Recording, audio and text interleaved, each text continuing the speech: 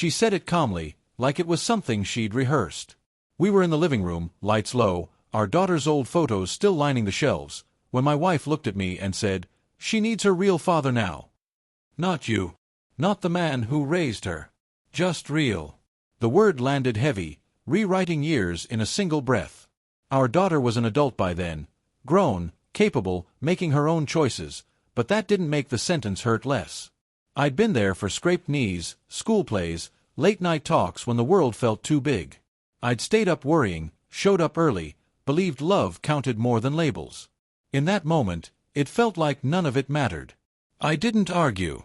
I didn't defend myself. I nodded once, went to the bedroom, and packed a suitcase. I booked a one-way ticket to Korea before doubt could catch me. Leaving wasn't about punishment. It was about survival.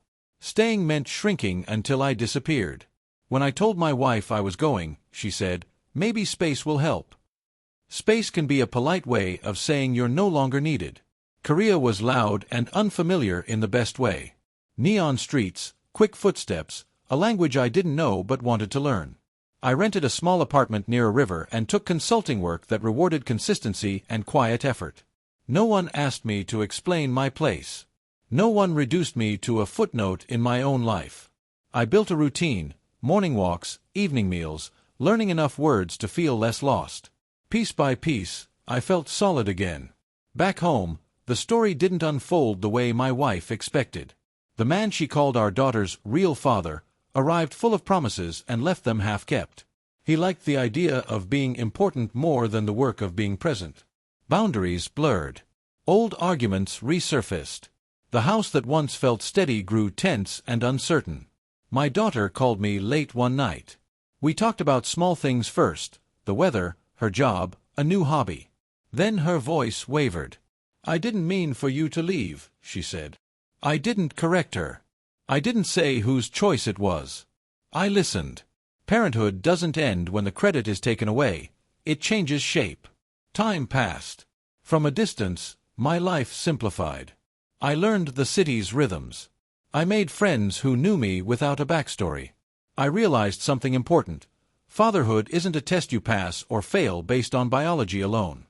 It's a series of choices made consistently, especially when no one is watching. The call from my wife came months later. She sounded tired. "Things are falling apart," she said, like it surprised her. She talked about confusion, about wanting to reset, about mistakes. I didn't argue. I didn't remind her of the night in the living room or the certainty in her voice. I wished her well and ended the call. The hardest conversation came when my daughter visited me the following year. We walked along the river at dusk, lights reflecting like scattered stars. She apologized for believing a word could replace years of love.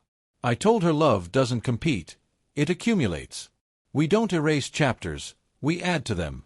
We laughed through tears and ate street food, talking about the future without rewriting the past. Everything fell apart back home because it was built on a lie, that love can be ranked, that presence can be replaced by a label.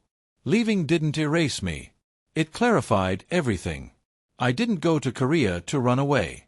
I went to stand somewhere I could be myself again. And in the end, that steadiness was the one thing everyone needed most.